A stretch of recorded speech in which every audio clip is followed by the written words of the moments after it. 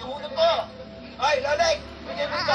Akala mo hindi nagbabayad. O, yan, taktak na kanila yan. Ayan. Ikaw, ate. Yung hulog ko. Ito, ligtas naman kami. Salamat sa inyo. Pakisabi kay Rigor, maraming salamat. Ano naman yun?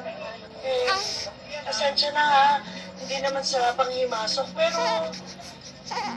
Bakit ba sa palagay niyo, niisip kayo ng mga tauhan ng asawa ni Mokang? Iniisip kasi nila na may kinalaman kami sa taong tumangay kay Mokang sa mansyon. Sino ba naman kasi ang tatangay kay Mokang? Marquez, isang tao lang ang nasa isip namin eh. Si Tanggol. Di ba, Tess, imposible naman yun dahil nakakulong si Tanggol, di ba? Hindi lang nga, nakakulong at si Tanggol. Hindi siya tumangay kay Mokang. Ay, alam ako dahil sa mga mayayaman na kaibigan mo, palagay ko, palabas lang nila